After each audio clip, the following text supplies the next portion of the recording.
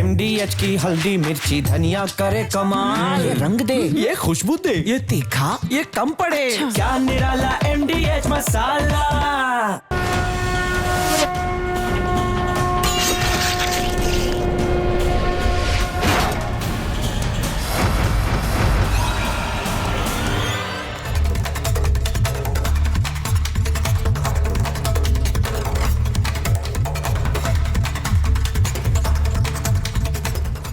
नमस्कार दर्शकों, प्रणाम।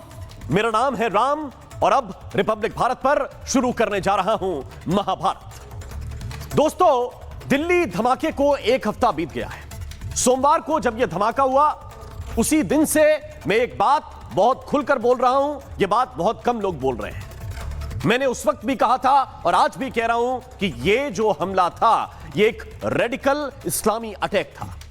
इसके पीछे वो आतंकी थे जिनके लिए इंसानियत, ये देश कुछ भी नहीं होता। इनके लिए सबसे बड़ा अगर कुछ होता है तो कट्टरता होती है, मजहबी कट्टरता होती है।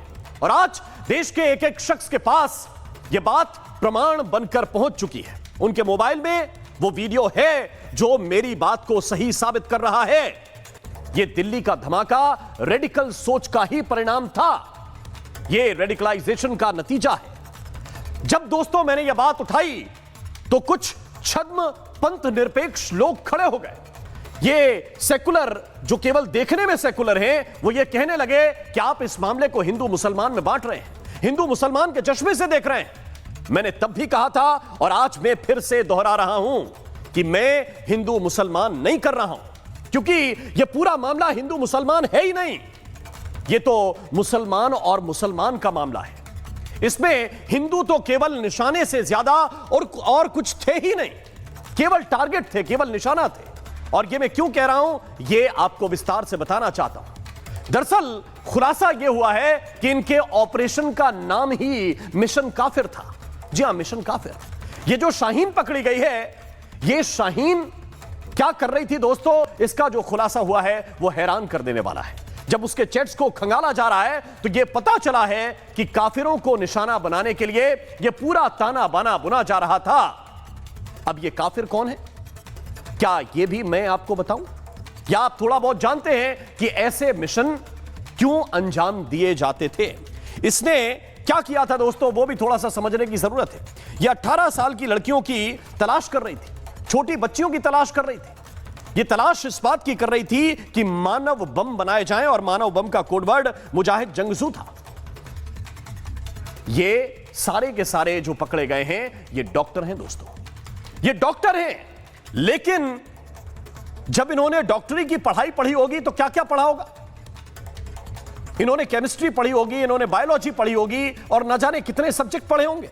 इन्होंने एनाटॉमी पढ़ा होगा, फिजियोलॉजी पढ़ा होगा, बायोकेमिस्ट्री पढ़ा होगा, सर्जरी की प्रैक्टिस की होगी, माइक्रोबायोलॉजी की जानकारी ली होगी, फॉरेंसिक के बारे में तमाम चीजें अपने सिलेबस के अंदर पढ़ी होंगी, फार्माकोलॉजी पढ़ा होगा, मेडिसिन, उसके तो डॉक्टर थे ये, पैथोलॉजी, तमाम जानकारियां जो मेडिकल टर्म में इस्तेमाल होता है। लेकिन लेकिन लेकिन लेकिन लेकिन लेकिन इनके दिमाग में तो एक दूसरा सिलेबस काम कर रहा था। और इस सिलेबस में मैं कहता हूं कि यह रेडिकल सिलेबस है, कट्टरपंथ का सिलेबस है, जिसमें ये तमाम शब्द हैं। काफिर है, मुशरिक है, जिहाद है, गज़वाए हिंद है, जजिया है, कुछ हूर वाला भी कुछ आता है। ये सारी चीजें इनके दिमाग में उस मेडिकल की पढ़ाई पर भारी थी दोस्तों, भारी थी। और मैं ये यूं ही नहीं कह रहा हूं, अगर मैं कोई बात कहता हूं तो दावे के साथ कहता हूं और उसके प्रमाण के साथ कहता हूं, क्योंकि यह तो कबूलनामा है। जिसने यह धमाका किया उसका नाम दोस्तों आप जानते हैं, उसका नाम है उमर उन नबी, और उसका अब एक वीडियो पूरे सोशल मीडिया पर वायरल हो रहा है। लेकिन मैं इस घटिया, इस जाहिल, इस शैतान की बातें आपको बिल्कुल नहीं सुनाना चाहता, ना सुनाऊंगा, क्योंकि इसका यह मकसद ही होगा कि लोग उसकी बात को सुने, बार बार सुने, तभी उसका मकसद पूरा होगा। लेकिन इसकी कुछ बातें आपके साथ साझा करनी जरूरी है। इस वीडियो में यह आतंक के लिए बैटिंग कर रहा है, यह युवाओं को बरगला रहा है, यह सुसाइड बॉम्बिंग को शहादत बता रहा है, और इस्लाम के नाम पर इसको जायज भी ठहरा रहा है। यह शख्स उमर नबी बार बार यह बताने की कोशिश कर रहा है कि यह जो शहादत है, इसको तो इस्लाम में मान्यता दी गई है। अरे इस बेवकूफ को कौन बताए, इस जाहिल को यह कौन समझाए कि शहादत दूसरों की जान बचाने के लिए दी जाती है, किसी की जान लेने के लिए नहीं। शहादत अपने देश के लिए दी जाती है, किसी दहशत के लिए नहीं। इसने ना यह बताया कि वो क्यों मर रहा है, इसने ना यह समझाया कि उसे किस बात की परेशानी है, किस बात की तकलीफ है, इसने ना यह बताया कि उसका मिशन क्या था। वो साफ साफ कह रहा है कि यह जो एक अभियान है, यह शहादत का अभियान है और इस्लाम इसकी मान्यता देता है। और इसीलिए मैं कुछ सवाल पूछना चाहता हूं दोस्तों। मैं यह सवाल पूछना चाहता हूं कि यह जो मजहबी तालीम है, पता नहीं कहां से यह ले रहा था, यह मेडिकल जैसी पढ़ाई पर कैसे भारी है? और तालीम के वो कौन से चैप्टर हैं, किस चैप्टर से ये सुसाइड बॉम्बर पैदा हो रहे हैं? ये सवाल पूछने इसलिए जरूरी हैं क्योंकि वहीं से ढूंढना पड़ेगा, जड़ में जाना पड़ेगा। और जब तक आप ये कहेंगे कि हम जड़ में नहीं जाएंगे, तब तक उस जड़ का इलाज ढूंढोगे कैसे? उस जड़ तक जाना जरूरी है। इसलिए एक रिपोर्ट आपको दिखाता हूं, फिर इन्हीं सवालों के आसपास डिबेट की शुरुआत करेंगे।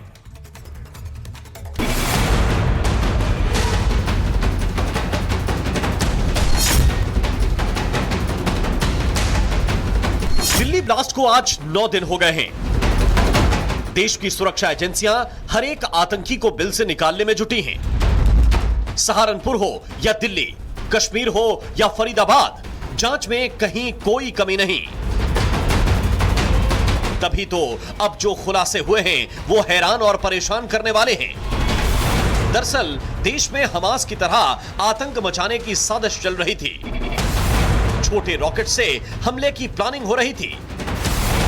इतना ही नहीं, ड्रोन से हमले की भी योजना थी और इन सब के निशाने पर थे देश के कई शहर। ये सब खुलासे आतंकी डॉक्टर आदिल और डॉक्टर मुजम्मिल का पड़ोसी और उमर का करीबी दानिश उर्फ जसीर कर रहा है, जिसे श्रीनगर से गिरफ्तार किया गया था और अब उसे 10 दिन की एनआईए रिमांड पर भेज दिया गया है। लेकिन अब जो तस्वीर सामने आई वो बेहद खतरनाक है। दिल्ली ब्लास्ट में खुद के साथ कईयों को मारने वाला आतंकी डॉक्टर उमर का वीडियो सामने आया। उसने जो भी कहा वो हम आपको नहीं सुनाएंगे, लेकिन उसके बयान पर देश की सबसे पुरानी पार्टी के नेता क्या कह रहे हैं वो सुनाते हैं। ये भटके हुए लोग हैं, इन भटके हुए लोगों की बात से इस्लाम की तस्वीर पेश नहीं हो सकती। ये भटके हुए लोग हैं, इन भटके हुए लोगों की बात से इस्लाम की तस्वीर पेश नहीं हो सकती। इमरान मसूद के मन में आतंकवादी के लिए करुणा उत्पन्न हो रही है और इसीलिए वो उसके लिए शेल्टर तलाश रहे हैं। भटका हुआ नौजवान बता रहे हैं। सच बात यह है कि इंडिया अलायंस का यह घोषित एजेंडा है मजहबी तुष्टीकरण के लिए।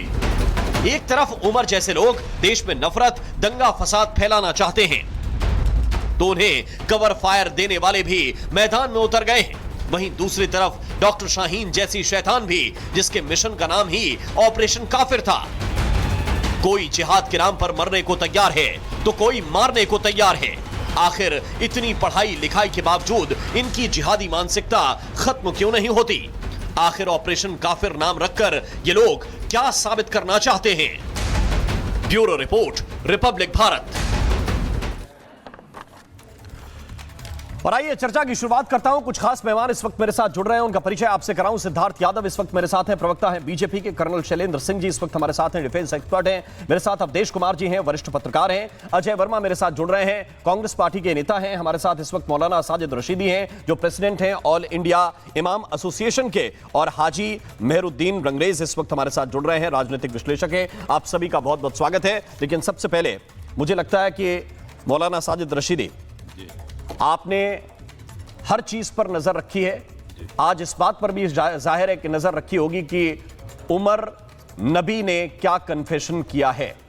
वो जिस वक्त ब्लास्ट करने पहुंचा उससे ठीक पहले उसका वीडियो क्या कह रहा है। मेरा सवाल बहुत स्पेसिफिक, बहुत सीधा है कि मजहबी किताबों का वो कौन सा इंटरप्रिटेशन है जो ये रेडिकल नेटवर्क के लोग ऐसे पढ़े लिखे युवाओं को भी समझाने में कामयाब हो जाते हैं, और आप जैसे मौलाना पढ़े लिखे लोग वो नहीं समझा पाते। आप लोग फेल हो जाते हैं और ये रेडिकल नेटवर्क बार बार सफल हो जाते हैं। ये कौन सा इंटरप्रिटेशन है, ये देश जानना चाहता है। मौलाना जी। देखिए, अगर मजहबी किताब वो पढ़ लेते जी तो शायद इस तरह का काम ही ना करते। क्योंकि हमारी सबसे बड़ी जो मजहबी किताब है वो कुरान है, और कुरान ये कहता है कि अगर किसी ने एक बेगुनाह को मार दिया, कत्ल कर दिया, तो ऐसा है जैसे सारी इंसानियत को कत्ल कर दिया। ये कुरान कह रहा है, 6 पारे की आयत है, कोई भी पढ़ सकता है, हिंदी में भी उसका अनुवाद है, इंग्लिश में भी है, बहुत सारी ज़बानों में कुरान मिल जाएगा। अभी सवाल ये है सबसे बड़ा कि ये जो इंग्लिश तालीम इन्होंने हासिल की है, डॉक्टर बने हैं, कौन से कॉलेज में पढ़े हैं, कौन से कॉलेज में नहीं पढ़े हैं, तो इसमें मज़हब का एंगल क्यों आता है? ये बहुत बड़ा सवाल है। मज़हब की तालीम तो इन्होंने पढ़ी ही नहीं, ये तो डॉक्टर बने हैं। डॉक्टर में कहाँ से मज़हब की तालीम आती है? एक मिनट, डॉक्टर में तो सारी दुनियावी तालीम। रशीदी, मुझे मालूम है कि मेडिकल की पढ़ाई कैसी होती है, उसमें क्या क्या पढ़ाया जाता है, लेकिन वो मरने से पहले ये कह रहा है कि ये शहादत है। मरने से पहले वो कह रहा है कि इस्लाम में ऐसे अभियान की मान्यता है। अच्छा, उसने ये नहीं बताया कि ये सर्जरी के डिपार्टमेंट में पढ़ाया था, कि ये मेडिसिन के डिपार्टमेंट में पढ़ाया था। इसलिए ये सवाल पूछा जा रहा है। आपने पूछा कि ये सवाल क्यों उठ रहा है। चलिए मैं इस सवाल का जवाब भी दे देता हूँ। नबी पाक सल्लल्लाहु अलैहि वसल्लम मोहम्मद साहब ने कहा है कि जो आदमी अपने आप को खुदकुशी करेगा, यानी आग में जलाएगा, पानी में डुबा के मराएगा, गला काट के मर जाएगा, जो आदमी खुदकुशी करेगा वो हराम काम करेगा और उसके साथ अल्लाह ताला सख्ती के साथ निपटेगा। क़यामत तक उसको यही अज़ाब मिलता रहेगा, बार बार मरेगा, बार बार जिएगा, बार बार मरेगा, बार बार जिएगा। ये मोहम्मद साहब का पैगाम है, जो हमारे आखिरी मैसेंजर ऑफ गॉड हैं। तो कहाँ इस्लाम की तालीम कहाँ है? इस्लाम की तालीम तो ये है ही नहीं। अगर कोई आदमी इस तरह का काम करता है वो तो इस्लाम मुखालिफ है। हम तो इनको मुसलमान भी नहीं मानते। जो आदमी इस कुरान के मुखालिफ काम करे, नबी के मुखालिफ काम करे, हम तो इनको मुसलमान ही नहीं मानते। मुसलमान तो वो है जो कुरान की बात को माने, नबी की बात को माने, अल्लाह की बात को माने और उस पर अमल करे, सारी इंसानियत के साथ भलाई का काम करे, वही सच्चा पक्का। अवधेश कुमार जी, अगर 30 सेकंड जी, क्विक, जल्दी। मोहम्मद साहब ने यह भी कहा है कि वो मुसलमान हो ही नहीं सकता जिसके हाथ से, जिसके पैर से, जिसकी ज़बान से किसी दूसरे इंसान को तकलीफ पहुंचे। इस्लाम तो ये है, अगर किसी को मार दिया वो इस्लाम है ही नहीं। अवधेश तालीम तो अवधेश कुमार, अगर ये परिभाषा है, अगर ये परिभाषा है जो साजिद रशीदी समझा रहे हैं, ये परिभाषा सारे देश के मुस्लिमों को सुननी चाहिए। और ये मैं किसी को भटकाने के लिए, लटकाने के लिए या ये कहने के लिए कि मैं मौलाना की तारीफ करना हूं, अगर वो ये पैगाम देना चाहते हैं, मैं बहुत सीधा कहना चाहता हूं कि अगर ये परिभाषा पूरे देश के मुसलमान सुनेंगे तभी वो सभी सही रास्ते पर जाएंगे। लेकिन अवधेश जी, क्या यही परिभाषा सिखाई जाती है? कोई बारूद बनकर खुद फट जाए, क्या ये रेडिकल नेटवर्क यही पढ़ा रहे हैं या फिर कुछ दूसरे सपने दिखा रहे हैं? देखिए, ऐसा है कि इस समय आतंकवादी हमले के बाद जो ये इस्लाम की परिभाषा दी जा रही है, अगर ये पिछले 30 सालों से भारत में उससे ज़्यादा से आतंकवाद है, अगर यही कुछ लोग जाके लगातार ऐसे करते कि ये इस्लाम की परिभाषा है, आतंकवादी हमले के बाद ही ये परिभाषा सामने आती है और किसी को भटका हुआ बताया जाता है, किसी को गैर इस्लाम बताया जाता है। अब इस समय इन्होंने ऐसी बातें उठा दी है कि मैं न कुरान शरीफ पर बोलने के लिए अधिकृत हूँ, यद्यपि मैंने उसका हिंदी अनुवाद पढ़ा है, न मैं मोहम्मद साहब पर टिप्पणी करने के लिए अधिकृत हूँ, क्योंकि मैं अगर टिप्पणी कुछ कर दूं और एक भी शब्द बाएं दाएं हो जाएगा तो मेरे भी सर तन से जुदा का नारा लगेगा, करोड़ों लाखों लोग दुनिया भर में उतर पड़ेंगे और मौलाना साजिद रशीदी हमको नहीं बता पाएंगे। तो जो कुछ ये बता रहे हैं उसको माना जाए, या जो कुछ पिछले 40-50 या 1400-1500 साल से हो रहा है उसको स्वीकार किया जाए। हमारे सामने जो हो रहा है हमारे लिए तो वही इस्लाम है ना। इस समय कि एक लड़की टीवी चैनल पर कुछ बोलती है और देश और दुनिया में जो है सिर तन से जुदा के नारे लगने शुरू हो जाते हैं, वो माफी भी मांग लेती है, इसके बावजूद सिर तन से जुदा है और छिपी रहती हैं वो। और ये जो बता रहे हैं, सवाल ये है कि दुनिया भर में ओसामा बिन लादेन से लेकर के, जो चाहे अल इस्लामी से लेकर के एक से एक ऐमान अल जवाहिरी से लेकर उसी कुरान शरीफ के आयतों को पढ़ के बताता रहा है कि दुनिया में हमको कैसे समुची दुनिया को इस्लाम बनाना है और ये तुम्हारा फर्ज बनता है इसके लिए शहीद होना। और वो हम लोगों के पास सैकड़ों वीडियो हैं और उसको सुन करके दुनिया भर में हजारों सुसाइडर बनने के लिए तैयार हो जाते हैं और जा रहे हैं, भर्ती हो रहे हैं। तो जो कुछ हम देख रहे हैं उसका विरोध करने की आवश्यकता है। इस्लाम धर्म पर तो मैं कोई भी धर्म तो नहीं कहता होगा ना कि जाके मारो किसी को, ठीक है साजिद रशीद, लेकिन जो कुछ भी हो रहा है सब पढ़े ठीक है आप दीजिए, पॉइंट अच्छा है आपका। साजिद जी बोलिए। मेरे भाई ने अभी कहा कि एक लड़की बोल देती है तो उसका सर तन से जुदा के नारे लग जाते हैं। हाँ। मैं सर तन से जुदा के नारे के साथ तो नहीं हूं, बिल्कुल भी, बिल्कुल नहीं। जिसने लगाया गलत लगाया। लेकिन अगर सर एक मिनट सर, मैं बीच में नहीं बोलता ना, आप बोलो। लेकिन अगर कोई मोहम्मद साहब के बारे में, जिनको हम मैसेंजर ऑफ गॉड कहते हैं, अपना नबी मानते हैं, आखिरी नबी, अगर उनके बारे में वो गलत बोलेगा तो बुरा तो हमें लगेगा, बिल्कुल लगेगा। अगर मैं राम जी के बारे में कोई गलत बात बोलूं तो मेरे मुंह में मट्टी। नहीं तो ये नहीं बोलना चाहिए। मुझे एक मिनट दूसरे तो, के देवी तो क्या देवताओं के बारे में क्या वो मारने वाली परिभाषा फिर बदल जाएगी? नहीं, गलत है वो है? मैंने कहा फिर मारने वाली परिभाषा जस्टिफाई हो जाएगी। मैं गर्दन सर तन से जुदा की हिमायत नहीं करता।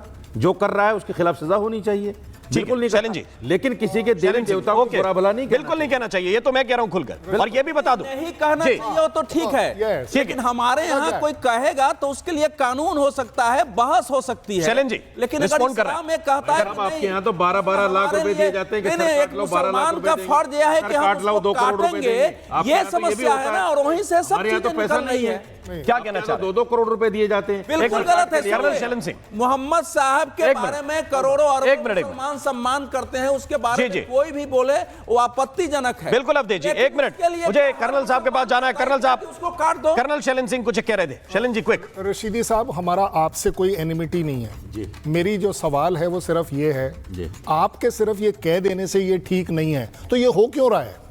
भाई हो भी तो रहा है ना, ये तो आपके सामने है, इसको तो आप मानेंगे। आप कह रहे हैं कि सुसाइड करना मना है, बंदा तो सुसाइड कर रहा है और उसको जस्टिफाई कर रहा है। तो इसका मतलब ये हुआ कहीं ना कहीं वो जो माइंड है उसका, या तो 1 दिन पहले या 10 दिन पहले या बचपन में या कभी ना कभी तो वो रेडिकलाइज हुआ है। मैं जवाब दे देता और उसमें भी ज्यादा बड़ी बात, मैं तो कहता हूं आपकी तरह पूरा का पूरा समाज इसको कंडेम क्यों नहीं करता, क्यों नहीं इसके खिलाफ खड़ा होता?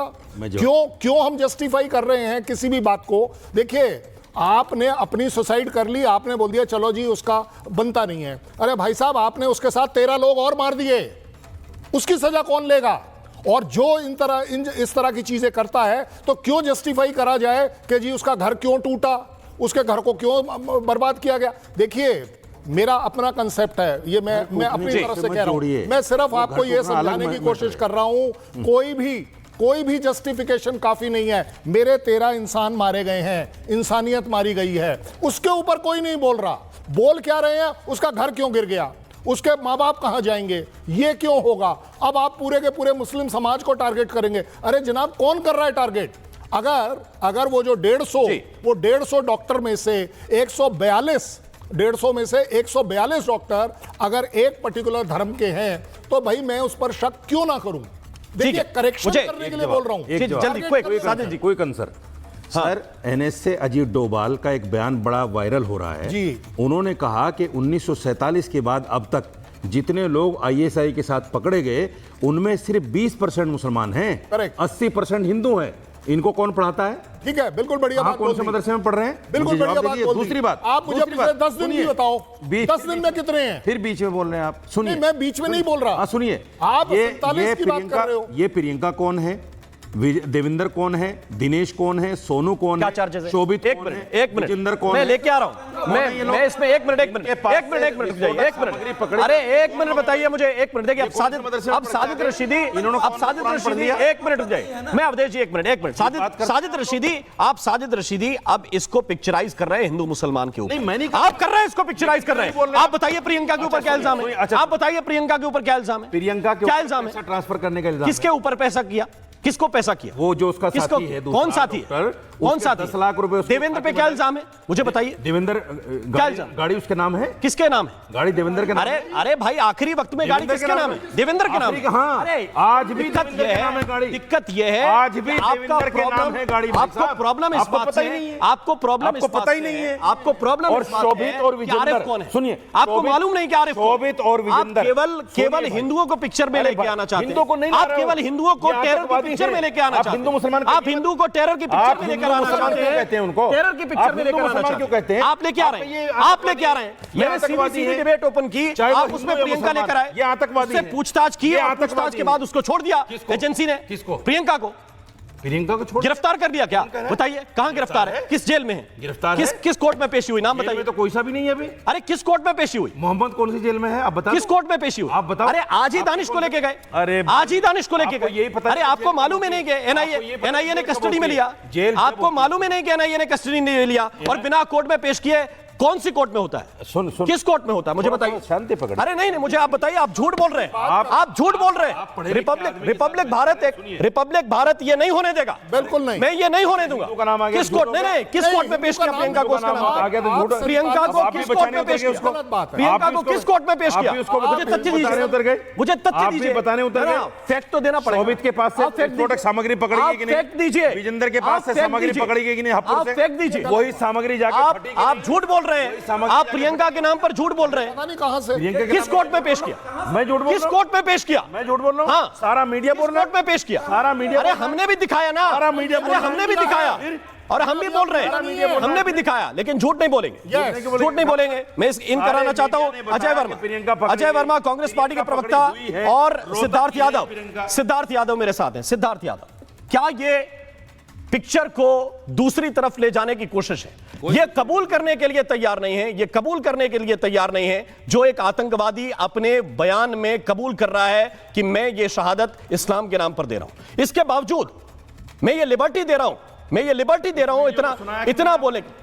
मैं इसलिए नहीं सुना रहा हूं कि उसके जो गुनाह हैं। अरे पता नहीं आपको नहीं पता, आपको नहीं पता, आपको यह मालूम है, आपको यह मालूम है कि प्रियंका को कहां लेके गए? आपको यह मालूम नहीं? वीडियो सुनवाते क्यों? आपकी यही सारा देश सुने उसको। आपका प्रॉब्लम यह है, आपका आप उस वीडियो को सुनवाओ, सारा देश सुनना चाहता है। मैं बता रहा हूं सारा देश। अरे आज मौलाना रशीदी एक्सपोज हो रहा है, देश सुनना चाहता है। बिल्कुल नहीं सुनना चाहता। मैं क्या कहा देश उसने? किसी आतंकवादी का भाषण नहीं सुनना चाहता। सारे देश को सुनाइए। ना मैं ये सारे देश को सुनाइए वो रिले वीडियो। करूंगा। क्यों नहीं सुनाना मैं उस चाहते? आतंकवादी का भाषण रिले नहीं करूंगा। साहब आपको अरे बताना चाहते हैं। साजिद रशीदी, उसमें वो चीज नहीं है जो बताना चाहते हो। साजिद रशीदी, मैं बोल रहा हूं आप मुसलमान पूरे देना चाहते हो उसके मैं नाम ये पर? बोल रहा नहीं होगा हूं कि उसमें। रिपब्लिक नेटवर्क एक आतंकवादी की आवाज को अरे मंच चलाइए ना, रिपब्लिक चलाइए। आप चाहते हैं कि आतंकवादी का भाषण पूरे देश में सुना जाए? बिल्कुल। आतंकवादी का ताकि भाषण पता चले उसकी मानसिकता क्या है, एक आतंकवादी सोच क्या है, भाषण पूरे देश में सुना जाए। ये मौलाना रशीदी कह रहे हैं, बिल्कुल। ये मौलाना रशीदी मैं कह रहे उसकी हैं। गंदी जबान से बातें सुनना चाहता हूं, सुनाइए। मैं सुनना चाहता हूं, सुनाइए उसकी गंदी जबान हमें। सिद्धार्थ जी, उसकी गंदी जबान। सिद्धार्थ जी, लेकिन आप नहीं सुनाओगे। सिद्धार्थ जी ये चाहते हैं, मैं नहीं सुनाऊंगा, मैं बिल्कुल नहीं सुनाऊंगा। ऐसे घटिया, ऐसे जाहिल, ऐसे शैतान की बात मेरे टीवी पर रिले नहीं होगी।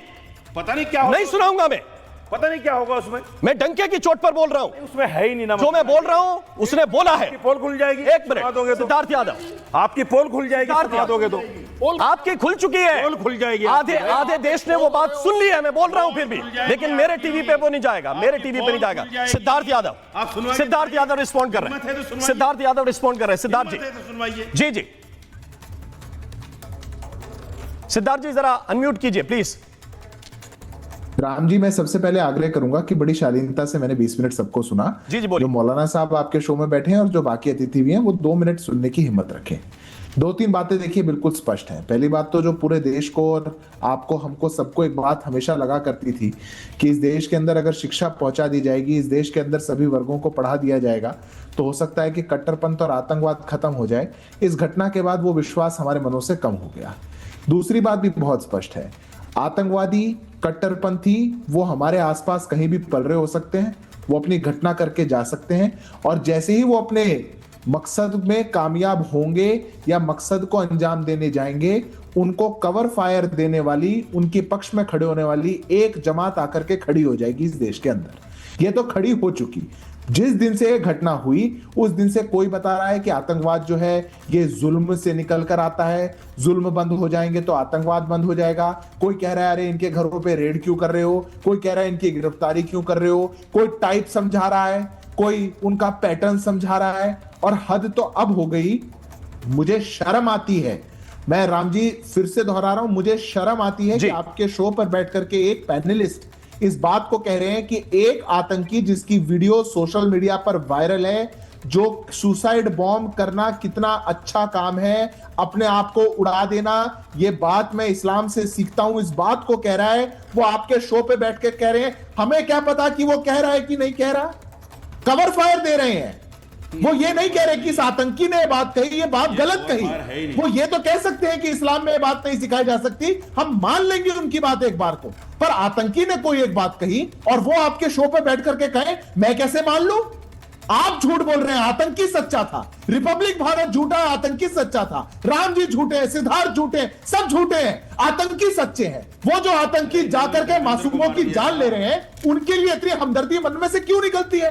क्यों आप जा करके बैठ रहे हैं और उनके लिए उनके कवर फायर करके उनके लिए बैटिंग कर रहे हैं? ये कौन सी जमात है? मैं देश को आगाह करना चाहता हूं राम जी, हमें इनसे आगाह रहना है। कोई अबू आजमी नेता निकल करके कहेंगे कि जुल्म में से आतंकवाद पैदा हो रहा है, कहीं महबूबा मुफ्ती कोई बात कह रही है, कहीं कर्नाटक के कांग्रेस पार्टी के मंत्री कोई बात कह रहे हैं। ये सारी पार्टियां जो अपने तुष्टीकरण की राजनीति के लिए इस प्रकार का औछा और घिनौना का। अजय वर्मा, आपके लीडर भी उनको भटका हुआ नौजवान बता रहे हैं, इमरान मसूद कह रहे हैं, हुसैन दलवाई कह रहे हैं। देखिए राम जी, आतंकवादी होता है वो हिंदू हो, मुसलमान हो, हत्यारा होता है, सिख हो, बौद्ध हो, पारसी हो, ईसाई हो। इमरान मसूद देश की सरकार को भटका हुआ बता रहे हैं, नौजवानों को नहीं भटका रहे कि जिम्मेदारी सरकार की है। आतंकवादी घुस कहां से गए? डबल इंजन की सरकार है। नौजवान किसको बोला? अरे बीच में ना बोले आप प्लीज, मैं आपने पहले अनुरोध किया था, आप बीच में ना बोले, अपनी जिम्मेदारी तो राम जी इनसे ही सुनिए प्लीज। आप सिद्धार्थ जी बहुत बढ़िया पत्रकार है, नेता भी है, बीच में ना बोले। जिम्मेदारी फेलियर हुई, सिक्योरिटी लैप्स हुई, दिल्ली के दिल पर हमला हुआ और 13 के 13 हमारी लाशें पड़ी हुई थी, हमारे हिंदुस्तान के नौजवानों की, माँ की, बेटी की, बाप की, बहन की, किसी का बाप था, किसी की माँ थी, किसी की बच्ची थी। लेकिन इन्हें शर्म नहीं आई भाजपा के नेताओं को कि उसमें भी राजनीति कर रहे हैं। और देश के प्रधानमंत्री उसकी सिक्योरिटी सुरक्षा के बताने की बजाय ना तो गृह मंत्री ने इस्तीफा दिया और चले जाते हैं बर्थडे मनाने। कहां पर? अपने मित्र के यहाँ भूटान में, भूटान नरेश के यहाँ बर्थडे में। अजय वर्मा, लाशें घर में पड़ी है। अजय वर्मा, अगर तकलीफ इस बात की है कि दिल्ली के दिल पर हमला हुआ, अगर आपको तकलीफ इस बात की है कि लाल किले पर हमला हुआ, तो फिर क्यों बता रहे हैं कि भटके हुए नौजवान हैं? तो फिर आप ये क्यों बता रहे हैं कि मुसलमानों को टारगेट किया जा रहा है? फिर आप ये क्यों बता रहे हैं कि मुसलमानों को चुन चुन कर पकड़ा जा रहा है? अगर दिल्ली के दिल पर हमला हुआ तो जो हमलावर है पकड़े जाए, बोलिए ना। कैसे हुआ? आखिर जिम्मेदारी क्या पाकिस्तान की है? उसके खिलाफ फिर ट्रंप के कहने पर बाहर क्यों रोका? नहीं, किसकी जिम्मेदारी? आपकी कोई जिम्मेदारी नहीं। आप इस देश की विपक्षी पार्टी नहीं है क्या? आपकी कोई जिम्मेदारी नहीं। सरकार जिम्मेदार है। आपकी कोई जिम्मेदारी नहीं कि कम से कम सेंसिबल बयान दें कि नहीं दें? कम से कम आप सेंसिबल बयान तो दे सकते हैं। नौटंकी ना करें, केवल सेंसिबल बयान दे सकते हैं अजय वर्मा की नहीं दे सकते हैं कि वो भी देने की जिम्मेदारी किसी और पे डाल दें। किसी भी धर्म नहीं होता वो हत्या जो करता है, सिद्धार्थ यादव क्विक, चाहे वो गॉड से हो और चाहे वो उमर खालिद हो। पूछना राम जी, जो लोग बाटला हाउस पर अपने आंसू बहाते हो, जो पोटा को रिपील करते हो, जो हुर्रियत के लिए रेड कारपेट बिठा करके चाय पिलाते हो, वो आतंकवाद पे भाषण ना दें। हाथ जोड़ के विनती करता हूं। इसमें आतंकी घटना हो गई और आपको तुष्टीकरण याद आ रहा है, आपको याद आ रहा है कि हिंदुओं के नाम गिनाएंगे आप, हिंदू थे इसमें, आपको हिंदू मुसलमान याद आया। हमने तो नहीं कहा, जो थे सो थे, जो है सामने वो सबको दिख रहे हैं। कौन किससे प्रेरित होकर के फट जा रहा है, कौन कहां से सुसाइड बॉम्ब लगा दे रहा है, वो सबको दिख रहा है। राजनीति करने वाले अपने वोट बैंक के लिए जब समाज को और देश को इस आधार पर बांटते हैं और देश के अंदर राष्ट्रीय सुरक्षा को भी ताक पे रख के अपनी राजनीतिक रोटी सेकते हैं, ये तब दुखद होता है। आप ज्ञान देंगे आपके जमाने में क्या होता था वो भूल गए। आज दिल्ली के अंदर धमाके नहीं है, देश सुरक्षित हाथों में है और ऐसे आतंकी अगर एक बार कामयाब हो जाए, उस पर ताली बजाने का काम करे, शर्म आनी चाहिए आपको, शर्म आनी चाहिए। देश हित चाहिए, देश हित चाहिए। पाकिस्तान को उड़ाइए, आतंकवादी ट्रंप को धमकाइए। आप तो विश्व गुरु हैं। पाकिस्तान को उड़ाइए, आपके समय में हुआ था 2008 में। मैं इसमें अवधेश कमाल पूछना चाहते हैं 145 करोड़ लोग। ये हमदर्दी गैंग एक्टिव हो जाता है। विश्व गुरु जी, भाई आप आरोपियों को पकड़ने के लिए निकले, आप आरोपियों को पकड़ते हुए अभी मौलाना साहब बता रहे हैं कि बहुत सारे हिंदुओं से भी पूछताछ हो रही है, उनको भी पकड़ा जा रहा है। लेकिन दर्द केवल यहीं फूट रहा है, दर्द केवल यहीं फूट रहा है, चाहे वो हुसैन दलवाई हो, चाहे इमरान मसूद हो, उनके लिए आतंकवादी की कोई परिभाषा अगर है तो केवल वो है कि हमारे वोट बैंक को कोई नुकसान ना पहुंचा दे। अवधेश कुमार, नहीं, केवल इतना होता तो चलो चलता भी है, लेकिन आप देखिए आज उसका स्वरूप आतंकवाद का है। मुझे तो 712 ईस्वी के मोहम्मद बिन कासिम के हमले से लेकर और आज तक देखेंगे तो केवल उसका स्वरूप बदलता रहा इस्लाम के विस्तार का और इस्लामीकरण का। बाबर ने अपने को गाजी क्यों लिखा, तैमूर लंग ने गाजी क्यों कहा, मोहम्मद गोरी को इस देश में स्वागत किसने किया, उसने अपने को कैसे माना कि इस्लाम का गाजी हूं। दुनिया भर में यह स्थिति हो रही है। अभी ऑस्ट्रेलिया के सिडनी का एक अस्पताल का वीडियो वायरल है जिसमें 2 महिला नर्स हैं, वो मुस्लिम है, वो कह रही कि देखो हमने कितने को जहन्नुम भेजा है, उसमें यहूदियों की संख्या इतनी है और वायरल है वीडियो। तो ये जो आप सोच रहे हैं कि ये सब लोग एक माइंडसेट है ये, और उस माइंडसेट से बाहर निकलना नहीं। और देश के पॉलिटिकल पार्टियों में इतने जो है, मैं अंग्रेजी में शब्द को, इतने इडियट हैं कि इसको समझ नहीं पा रहे हैं कि हमारे देश में कैसे आतंकवादी इस्लाम के नाम पर आतंकवादी करता है तो उसको बाएं दाएं करके, हिंदुओं का नाम लेकर के, सरकार को आरोपित करके कैसे उसको एक प्रकार से बचाने की लगातार कोशिश हो रही है। हाजी मेहरुद्दीन अंग्रेज, खतरनाक है ये कोशिश, इतना खतरनाक है कि बगल में बांग्लादेश में जे का आंदोलन, हाजी मेहरुद्दीन अंग्रेज, मुझे बताइए कि जब तक इसकी जड़ों पर नहीं जाएंगे, आप क्या ये नहीं जान रहे हैं कि ये जो अगर नुकसान कर रहे हैं तो देश के मुसलमानों का सबसे ज्यादा नुकसान कर रहे हैं, या आपके 18-20 करोड़ लोगों का सबसे ज्यादा नुकसान कर रहे हैं। और इसके बावजूद इस देश के जो राजनीतिज्ञ हैं वो इस बात पर जाने के लिए तैयार नहीं है कि इसकी जड़ कहां है, और जब तक जड़ पर जाओगे नहीं तो बीमारी का इलाज कैसे होगा। मेहरुद्दीन अंग्रेज जी बोलिए। देखिए राम भाई, मैं आपको बताना चाहूंगा, जिन्होंने समझौता एक्सप्रेस किया, जिन्होंने मालेगांव ब्लास्ट किया, जिसने मक्का मस्जिद में ब्लास्ट किया, उन लोगों के भी वो कौन से मदरसे में पढ़े थे ये मेरे को पता, जी जरूर बताएं कि वो किस मदरसे से पढ़ के उन्होंने देश में आतंक मचा, वो कौन लोग थे। और दूसरी बात मैं पुलवामा कैसे हो जाता है, पहलगाम कैसे हो जाता है, बम विस्फोट कैसे हो जाता है, और नैतिकता के तौर पे अभी तक अमित शाह जी ने अपने पद से इस्तीफा नहीं दिया।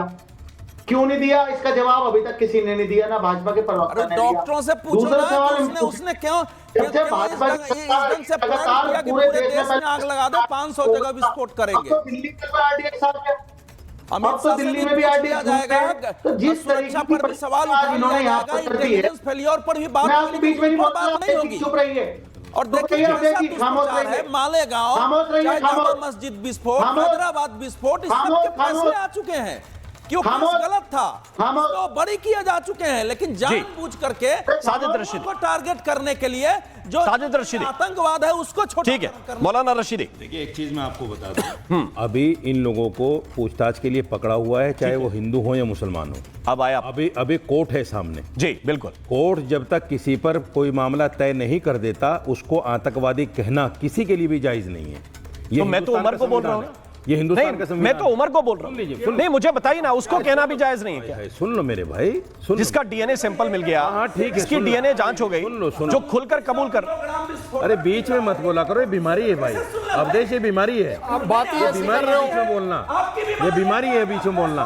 डालते हैं नहीं, किसी के घर से 2900 किलोग्राम विस्फोटक मिल रहा है, टाइमर मिल रहा है, जिलेटिन के छड़ मिल रहे हैं, AK-47 मिल रहा है, और उसको आतंकवादी नहीं कहो। और जिससे बुला के पूछताछ हो रही है उसको उसके बराबर मान दो। ठीक है मौलाना रशीदी, जो थ्योरी देते हैं शैलेंद्र जी भी इनका होता क्या है राम भाई, एक चीज सुनने की बात है, सुनाइए। सुप्रीम कोर्ट ने यह कहा था कि किसी भी बच्चे का पकड़कर मीडिया ट्रायल करना उसके खानदान को तबाह कर देने जैसा है। ये सुप्रीम कोर्ट का स्टेटमेंट है, आप देख लीजिएगा। इसी मामले में एक दूसरे मामले में सवाल यह है कि मीडिया ट्रायल करने के बाद उस बच्चे के जो खानदान है, ऐसा तो नहीं पूरा घर मिलके ये इस तरह की गतिविधि कर रहा है। एक बच्चा गलत चला गया, गलत रास्ते पे, बदमाश बन गया, चोर बन गया, आतंकवादी बन गया, अब उसके घर के लोगों से कोई मिलना पसंद नहीं करता, बात करना पसंद नहीं, क्योंकि आप लोगों ने आतंकवादी बना दिया। सुन लीजिए पहले, अब मुझे बताइए, एक मिनट रुकिए। आप नहीं, आप देखिए लेक्चर बड़ा अच्छा देते हैं, आप लेक्चर बहुत अच्छा देते हैं, आप भाषण बहुत अच्छा देते हैं। आप मुझे बताइए, एक मिनट रुकिए, मेरी बात सुनिए, मेरी बात सुनिए। मैं ये बताता हूं कि ये भाई ए व्यक्ति है, ये बी व्यक्ति है, इसके घर से 2900 किलो विस्फोटक मिला, इसके बगल वाले को पता नहीं होना चाहिए क्या? इसके बगल वाले को पता नहीं होना चाहिए क्या? उसके पड़ोसी को मालूम नहीं होना चाहिए कि इसके यहां भाई 3000 किलो विस्फोटक रखा है? दूर रहो, आप थोड़ा डर के रहो, आप थोड़ा संभल के रहो। अगर इस देश को हम सावधान कर रहे हैं कि कोई भी शख्स फिदायीन हो सकता है, कोई भी शख्स आकर फट सकता है, जो रशीदी, तो क्या ये सतर्कता आपको मीडिया ट्रायल लग रही है क्या? ये देश जो है ना, मेरी बात पूरी तो हो जाए। वो बारूद पे बिठाए हुए हैं आप लोग। आप पूरी बात का फायदा नहीं ना। देखो रशीदी जी, आपकी बात को एंकर ने बहुत अप्रिशिएट किया। नहीं, आप निकल गए तो फिर बचेगा क्या? अरे कहाँ जा? आपको सुनना तो पड़ेगा ना। आपने बोला है मीडिया ट्रायल। हाँ, मेरे को नहीं सुनने में क्या तकलीफ है? आपने बोला मैं कह रहा हूँ मीडिया ट्रायल छोड़ दो। मैं कह रहा हूँ रशीदी ट्रायल कर लो। मीडिया ट्रायल छोड़ दो, मीडिया बायस्ड है ना। मैं रशीदी से ट्रायल करवाता हूं। 2900 केजी रखने बीच में ही बोलना है, बीच में ही बोलना है। आपका देशभक्त कैसे हो गया? 22 डेटोनेटर रखने वाला आदमी आपका देशभक्त कैसे हो गया? क्यों नहीं? आप ही बोल रहे हो जब तक वो डिक्लेयर नहीं हो। अरे कोर्ट में जाके क्या डिक्लेयर होगा? आप बोल रहे हो ना कोर्ट में जाएगा तभी। कह रहा हूं कोर्ट जब तक किसी को, अरे जनाब कोर्ट में पेश ही जाता है।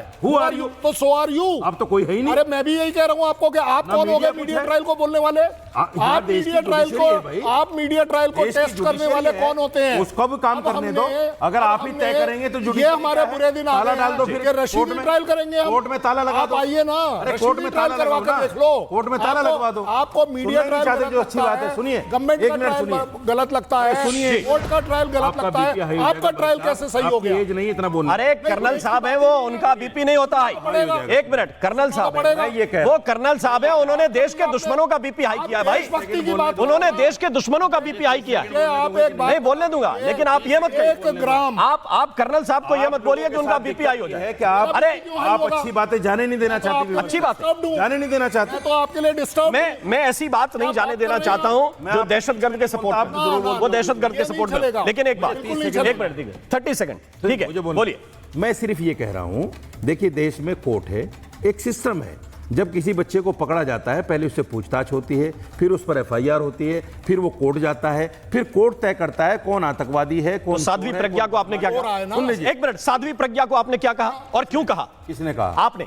मैंने क्या कहा? साध्वी प्रज्ञा के बारे में आपने क्या बोला था? क्या बोला मैंने? क्या बोला आपने? बताओ क्या बोला? क्या बोला? आप ही बताओ। आप बताइए ना। बता दो आप। क्यों? अभी हाजिर अंग्रेज क्या कह रहे थे? वो मालेगांव। कौन सा आरोपी का? अरे आप लोग भाषण देते हुए अभी हाजिर अंग्रेज को लेके आई। एक बच्चा हाजिर अंग्रेज को लेके बरी हुआ। अरे नहीं बताइए ना, 36 साल के बाद बरी। अरे तो क्या कहे उस तक? 36 साल पूजा करे उसकी, तब तक बैठ। आप जैसे लोग बैठ जाते हैं घर में घुस के, 36 साल कौन देगा उनके वापस? कोर्ट ने एक बच्चा 12 साल के बाद बरी हुआ, एक बच्चा 15 साल के बाद बरी हुआ। ये स्लो जैसे लोगों की वजह, ये स्लो जुडिशरी बैठकर बोलते हुए बच्चों की बातें खराब करते हैं। और बच्चे जिनकी जान ले रहे हैं उनका क्या? अरे जो चितले उड़ गए उनका क्या? मौलाना साजिद रशीदी मुझे जवाब दीजिए इस बात का। अरे जो चितले उड़ गए उनका कौन जवाब देगा? पकड़ा जाता है, पूछताछ में 3 लोग छोड़ दिए। मैं जब लाल किले की घटना हुई, मैं लाल किले की घटना हुई, 8 दिन तक उनको आतंकवादी बनाया। मैं लाल किले की घटना के दिन मौलाना साजिद रशीदी, आपके अंदर इंसानियत नहीं क्या? अरे मानवीयता नहीं है क्या? मानवीयता नहीं है क्या? मानवीयता नहीं है क्या? मानवीयता नहीं क्या? मौलाना रशीदी के अंदर औकात आपकी नहीं है। आपको ये मेरे सरकार की औकात है कि मुझे औकात है। कर्नल राजपुरोहित को आपने जेल में रखा, क्या ट्रायल किया आपने? अरे किस कर्नल के ऊपर आप बात कर रहे हो? अरे कर्नल की बात मत करना। मैं अगर आवाज उठा बैठा तो यहाँ मुंह निकल जाएगा। Who are you? मैं तो देश का कर्नल हूँ, मैं देश का कर्नल हूँ। आपकी क्या औकात है? आपकी औकात बताओ, आप क्या हो? अरे मैं बोल रहा हूँ, आप हो आतंकवाद के सपोर्टर। कर्नल को और कोई नहीं है। मेरा सरकारी रैंक है, आपका क्या रैंक है? आप सपोर्ट कर रहे हैं। आप किसी के कर्नल पे कर्नल को क्या दिखा? आपको जब कुछ दिखा नहीं, ठीक है, ओके। मुझे इन कराना है, मुझे इसमें इन कराना है। सिद्धार्थ यादव एग्जैक्टली सिद्धार्थ यादव के पास मैं जाना चाहता हूं। सिद्धार्थ यादव, आखिरी फैसले का इंतजार किए बिना किसी आतंकवादी को आप आतंकवादी नहीं बोल सकते। सिद्धार्थ यादव। राम जी क्या कहा जाए इस बात पे? मैं मतलब बड़ी माफी के साथ आपको कहता हूं, हम आपको और चैनल को चयन करना चाहिए किन लोगों को हम अपने शो में बैठाएं। इस देश के अंदर आतंकवाद के इतने बड़े सबूत किसी के घर से मिल जाए, उसके घर से AK-47 मिल जाए, RDX मिल जाए, बम मिल जाए, डेटोनेटर मिल जाए, उसके बाद भी आतंकवादी मत कहिए उसको प्यारा बच्चा बुलाइए। वो भटका हुआ नौजवान बुलाइए, आतंकवादी मत कहिए। किसको कहिए फिर? ये जो पराकाष्ठा है और ये जो मानसिक दिवालियापन है कि हमें इस देश में कवर फायर भी देना है, हमें इस देश के अंदर ऐसे लोगों को शहरी देनी है, रंगरेज जी एक मिनट, लोगों से हमको जहरीले लोगों से बचना चाहिए। और आपके शो पर बैठ करके हमारे सेना के एक वेटरन को, एक व्यक्ति जो देश की सांसद को नंगा बैठा हुआ बता दें, वो ऐसे शब्द प्रयोग कर रहे हैं। मैं माफी के साथ कहता हूं कि आपको चयन करना चाहिए कौन आपके शो पे बैठे कौन जी जी रंगरेज। हाँ, बड़े सिपाही का उस पर तो आपकी जबान खामोश हो जाती है, आपकी जबान पे जो है दही जम जाती है, बोलते क्यों नहीं?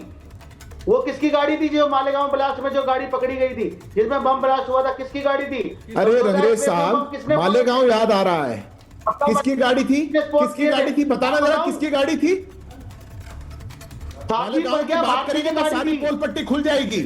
यहाँ दिल्ली के देश तुम्हारी पोल पट्टी खुल जाएगी, ऐसे अपने तुम्हारी पोल पट्टी खुल जाएगी। कामयाब किसकी गाड़ी थी वो? शब्द नहीं निकल रहा जो मालेगांव ब्लास्ट करके ज्ञान देना है सबको। ये भटके हुए नौजवान है, तुम्हारी बोल आप बताएंगे कि ये भटके हुए नौजवान है। आपने गिरबान में झांकिए, आप भारतीय हैं, आप किसी के देश के बच्चे हैं, आप बम से किसी के घर में आते, कानून की कौन सी किताब में लिखा है? क्या बोलते हैं आप तो कानून के जानकार हैं, आपको पीछे पीछे कानून की किताबें लगी है। बताइए बताइए किस अपराधी के घर को बम से उड़ा दिया जाता है? बताइए किस कानून की कौन सी किताब में लिखा है? दम है तो बता के जाइए आज, अगर आप हाजी रंगरेज, हाजी रंगरेज बताइए एडवोकेट, आपने अदालत के फैसले पढ़े हैं या पढ़ना भूल गए? आप घर को उड़ा देंगे? आप अदालत के फैसले पढ़ते हैं कि पढ़ना भूल गए? आप जिस केस को अंडरलाइन करना चाहते हो उस पर अदालत ने क्या कहा, आपने सुना कि नहीं सुना? आपने अदालत का फैसला सुना कि नहीं सुना कि जो भाषण हाजी रंगरेज घर से लिख के लाए हैं वही सही चलेगा? आपको मालूम है कि मालेगांव का फैसला क्या है? आपको मालूम है कि मालेगांव का फैसला क्या है? नहीं आए हैं आप, थोड़ा सा रखिए। जो बात सच्ची है, हकीकत है, तो क्या सच्ची है आपके दिमाग में? आपके दिमाग में सच्ची है? घर उड़ा देंगे क्या? मैं पूछ रहा हूँ, कानून की कौन सी किताब में लिखा है आप किसी के घर को उड़ा देंगे अगर किसी पे अपराध, अभी अपराध भी सिद्ध नहीं हुआ? ठीक है, बताइए। दो तीन बातें बहुत अहम कहनी है। वो बात कहने के लिए मैं चाहता हूं कि अवधेश जी थोड़ा सा मेरी आप हेल्प कीजिए। और मैं ये कहना चाहता हूं कि देखिए, इस देश के 20 करोड़ जो मुसलमान हैं ना, जब तक वो इस आतंक के खिलाफ इस देश की एजेंसियों के साथ मिलकर नहीं लड़ेंगे, ये लड़ाई हमेशा अधूरी रह जाएगी अवधेश कुमार जी। और जो इनके रहनुमा हैं वो ये चाहते ही नहीं कि इस देश के मुस्लिम सही ट्रैक पर चलें, सही ट्रैक पर जाएं। ये प्रॉब्लम जब तक ये ऐसे नेता रहेंगे, ऐसे सिस्टम वाले रहेंगे, ऐसे हमदर्द रहेंगे, तब तक क्या सुलझ सकती है अवधेश कुमार जी? देखिए, आपका ये तो एक अच्छा भाव है। हम लोग भी मानते हैं कि देश में 22 करोड़ 23 करोड़ मुसलमान है, उसमें से अगर 1 लाख भी आतंकवादी हो जाए तो उसी दिन देश धू-धू करके जल जाएगा। एग्जैक्टली। जाहिर है कि सारे मुसलमान आतंकवादी न हैं, न हो सकते हैं, लेकिन दुनिया में वही जो मतलब 0.1% है, वही दुनिया को ध्वस्त करने के लिए पर्याप्त होता है। और पूरे विश्व में मुस्लिम समुदाय उसके विरुद्ध कहीं भी उठ करके खड़ा होकर लड़ने के लिए तैयार नहीं है जी। ये एक सच्चाई है, इसको स्वीकार करना पड़ेगा। मैं तो आपसे और रिपब्लिक भारत के दर्शकों से पूछता हूं कि ये जो डॉक्टर पकड़े जा रहे हैं, इन सब के पीछे जो आतंकवाद कर रहे हैं, मूल तत्व क्या है मजहब और इस्लाम के अलावा? दूसरे किन कारणों से आतंकवादी बने हैं? दुनिया में एक आतंकवादी बता दीजिए जिसने मजहब के अलावा कोई बात की हो कि मैं इस कारण से बना हूं।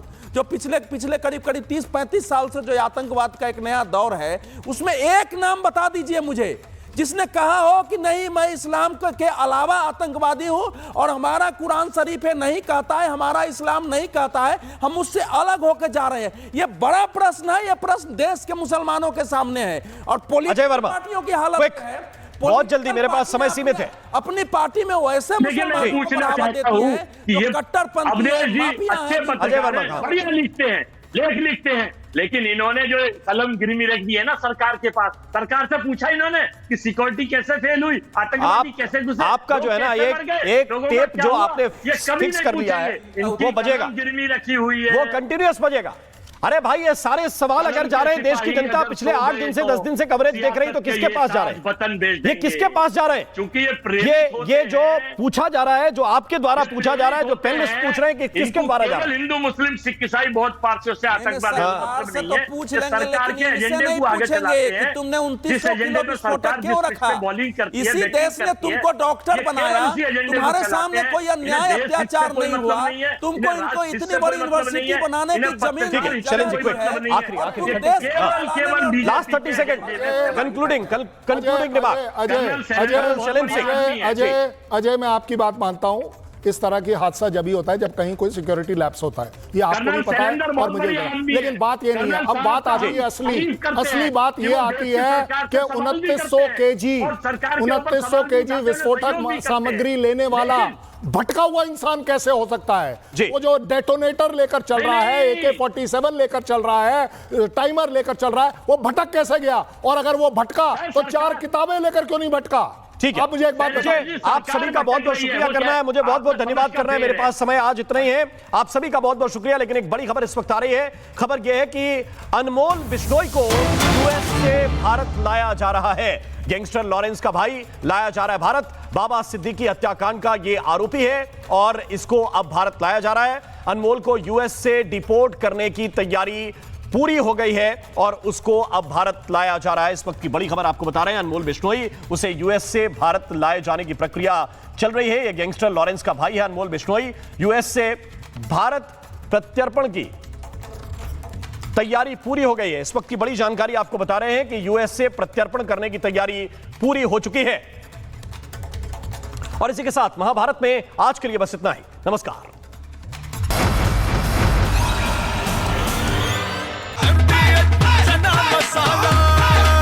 अब छोलिया हो या लोबिया, सफेद चने या काले चने, सब कुछ मजेदार बने। MDH